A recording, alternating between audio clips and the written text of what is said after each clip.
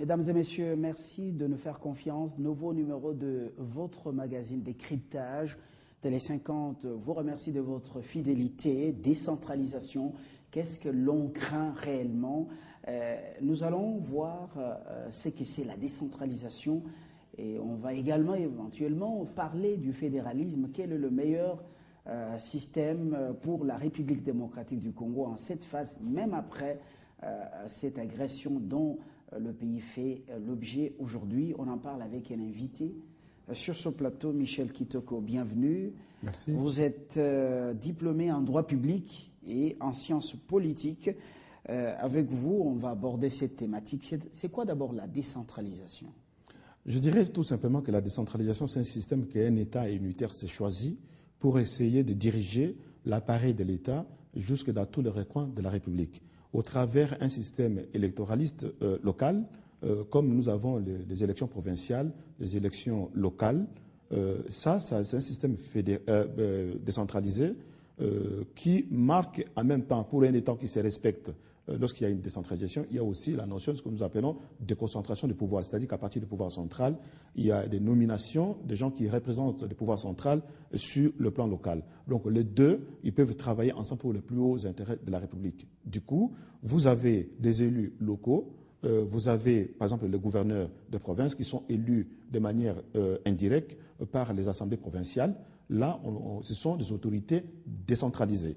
En revanche, lorsque une autorité est nommée par le pouvoir central, par le président de la République ou le Premier ministre qui représente sur le plan local, on l'appelle autorité déconcentrée. Voilà de manière brève la différence entre la décentralisation et la déconcentration du pouvoir. Et les deux vont de pair dans un État unitaire.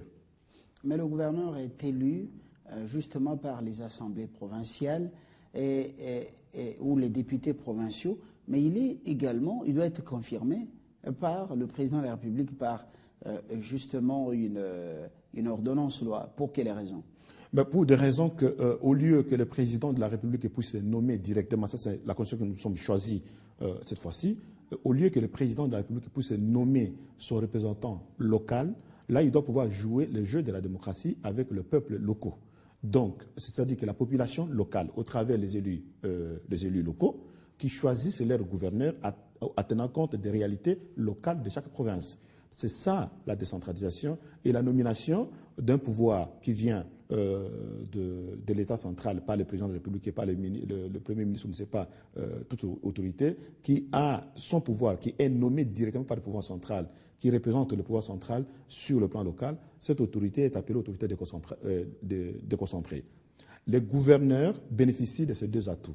En même temps, il est autorité décentralisée parce qu'il y a les élections locales qui sont mises en place et il est voté par les assemblées provinciales. Et en même temps, il doit pouvoir composer dans l'unité du pays avec le pouvoir central. Donc, du coup, vous voyez qu'il y a ce mélange-là qui consiste à ce qu'on reconnaît la base comme le système électoraliste local. Il est élu sur le plan local en tenant compte des réalités locales avec les projets locaux, mais en même temps, il doit être le représentant aussi en même temps du pouvoir central sur le plan local. Justement, la décentralisation telle qu'est consacrée par la Constitution avalise également les découpages territoriaux, ce qui fait qu'on va passer de 11 à 26 provinces. Vous pensez que ça soit une bonne chose pour le Congo en cette période maintenant? Ce n'est pas question de nombre de provinces qui pose un problème. La question, c'est de qu'est-ce que nous ferons de toutes ces provinces qui seront nées de cette phase-là de découpage que nous sommes en train d'opter aujourd'hui au travers de la Constitution qui nous dirige aujourd'hui. Et moi, je dirais tout simplement qu'après l'indépendance, nous avions 6 provinces. Je peux même vous rassurer que le pays allait mieux. Aujourd'hui, ce n'est pas à multiplier le nombre de provinces que tout va aller mieux. Attention. Il suffit d'avoir... Là, vous parlez le langage de fédéralistes qui voient en cette décentralisation, ces découpages territorial, une bombe à retardement. Comment vous épousez cette position-là? Non, mais moi, je pense qu'il faut regarder les atouts de chaque province.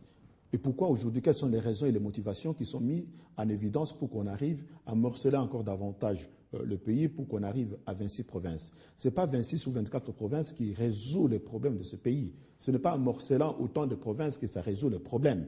C'est en regardant les capacités de chaque province à s'en sortir sur le plan économique, sur le plan démocratique et sur le plan de l'autoprise en charge, tout en tenant compte de l'unité dont nous sommes assignés, c'est-à-dire que l'unité dans laquelle beaucoup de nos compatriotes et de nos aïeux qui ont versé leur sang pour sauvegarder l'intérêt de ce pays, la souveraineté de ce pays, les découpages moins dangereux d'ailleurs. Moi, je dirais tout simplement qu'à l'heure actuelle, ce que nous allons pouvoir regarder, ce n'est pas le nombre de provinces que nous aurons, mais la capacité de sortir ce pays de gouffre, de l'échec et l'amener vers un développement réel et palpable.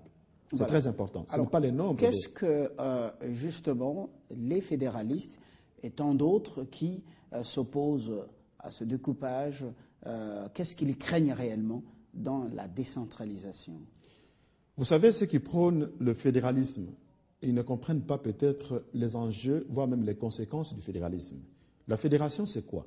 La fédération, c'est un groupement d'États qui constitue une unité internationale distincte, superposée aux États membres et à qui appartient exclusivement la souveraineté internationale. C'est ça la définition classique du fédéralisme.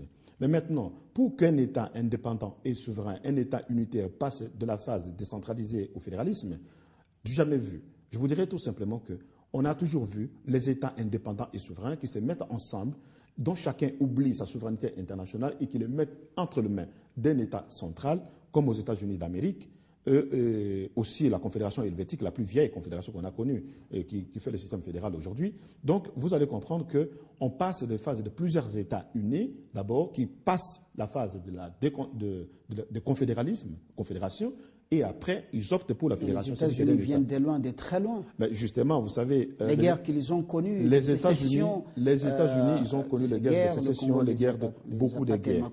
Voilà. Ça, nous devons quand même regarder cette situation de plus près. On ne va pas s'y hasarder avec les terminologies. Moi, je sais que le fédéralisme aujourd'hui, il n'y a pas beaucoup d'États qui ont opté. Sur plus de 189 États au monde, il y en a moins de 30 États qui sont passés à la phase fédérale. Ce n'est pas la grandeur qui compte.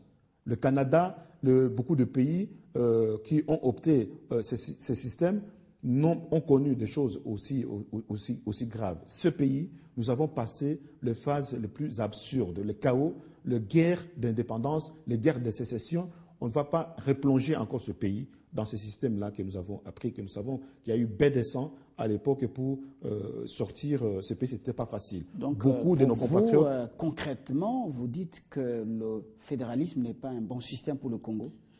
Je vous dis que moi, le système fédéral, c'est un système qui n'est pas adapté à l'heure actuelle en République démocratique du Congo. Pour quelles raisons?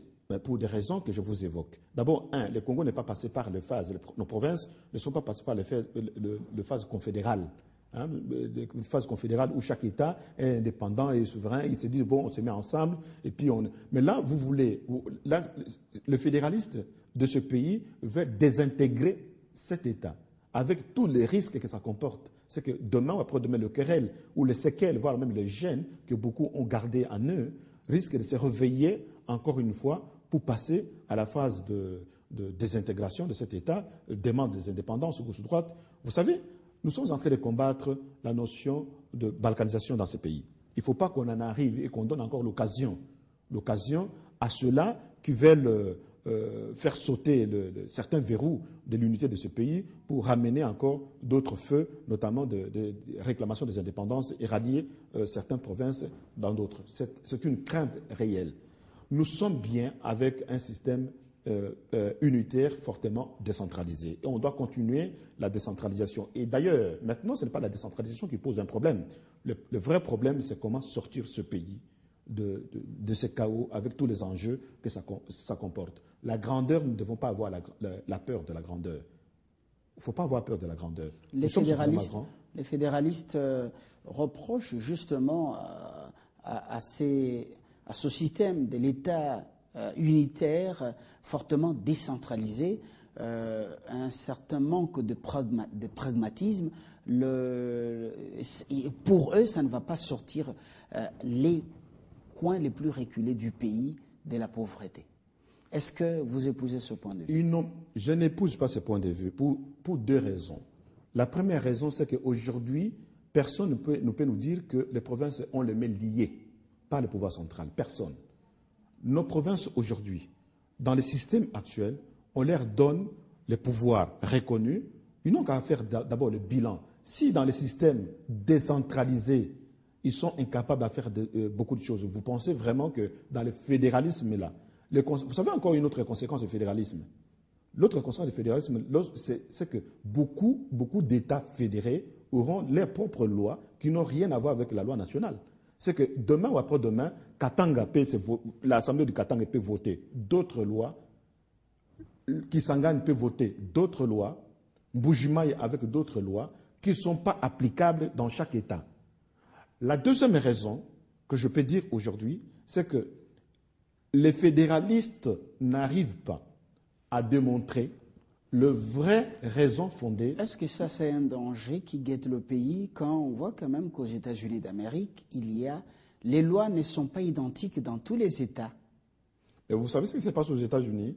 Il y a la peine capitale à certains États, d'autres États l'ont abolie. Vous trouvez bien et correct dans un système, pour un État qui se respecte, il faut comprendre que les États-Unis d'Amérique viennent d'un système confédéral avant de devenir fédéralistes.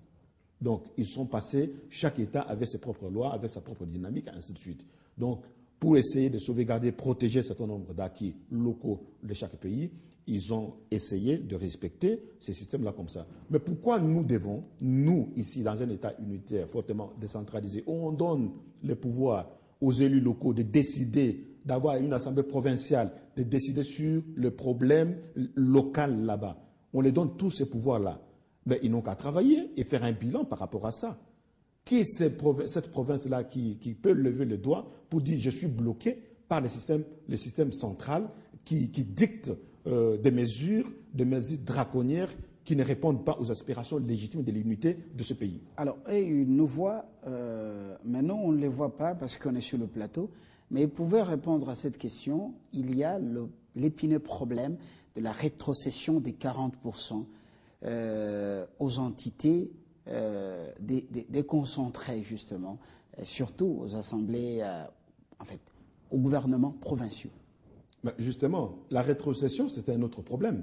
On ne peut pas reprocher à l'État central pour n'a pas avoir respecté la rétrocession et que par là, on est tenté à réclamer le fédéralisme. Ça veut dire qu'on est tenté quelque part à réclamer l'indépendance.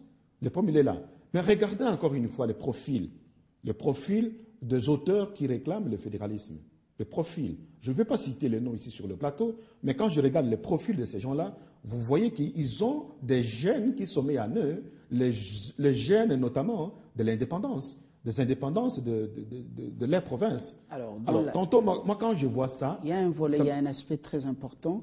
Les fédéralistes congolais ne veulent pas voir le Congo encore multiplier le nombre de provinces dans des provinces traditionnelles connues.